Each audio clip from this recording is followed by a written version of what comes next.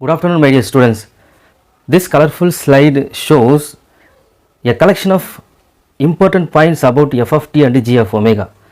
Already we know about f of t is called the inverse Fourier transform of g of omega, and also g of omega is the Fourier transform of f of t. Now we are going to compare these two parameters with some important points.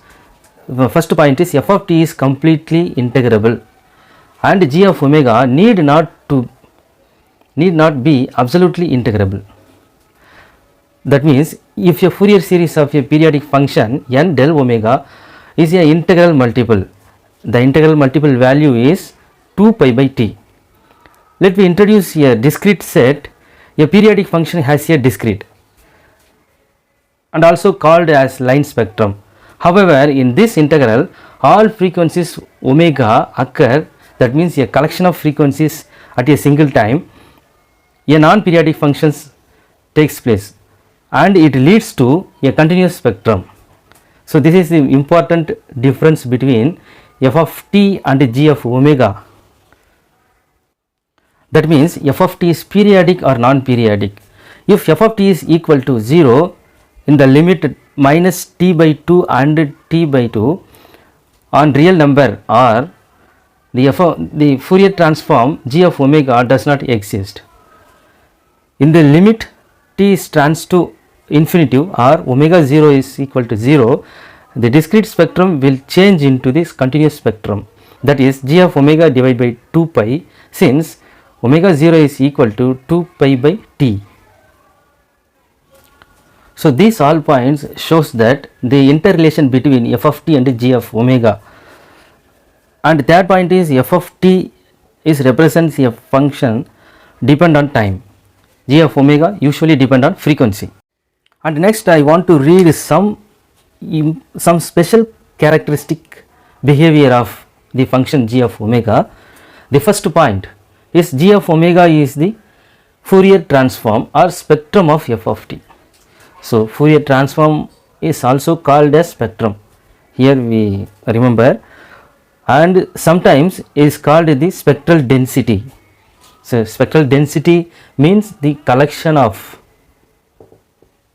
frequency, various frequency, that is the correct word here. And second point is, so the mapping assigned, mapping means collection of points joined together as a spectrum, that is called mapping, assigned the new function g of omega is considered as the Fourier transform, that is f of t. Okay, and then third point is e power minus I omega t is a complex valued function. That means the g of omega in general be a complex valued function.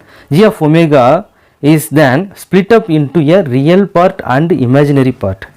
So we can, however, we want to write a Fourier transform equation, we cannot able to write without e power, that means the exponential function e power, either e power I omega t or e power minus I omega t, because it is closely related to the sine and cos trigonometric property. We cannot able to write the Fourier transform without sine and cos. So the fourth point is shows the complex notation, that means that is called Euler's identity. E power I theta is equal to cos theta plus I sin theta, and e power minus I theta is equal to cos theta minus I sin theta, where I is imaginary, I square equal to minus 1 or I equal to root of 1.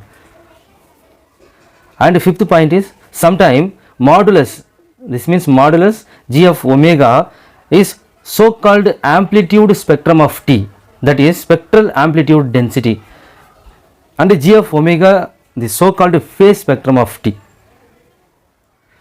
And finally sixth point is shows in the signal theory, modulus g of omega square is called the energy spectrum or spectral energy density of f of t. So the g of omega is the frequency and modulus g of omega is the change in frequency, that is called amplitude spectrum, and g of omega modulus g of omega square gives the energy of this spectrum. This is the interpretation of g of omega in the Fourier transform. That's all.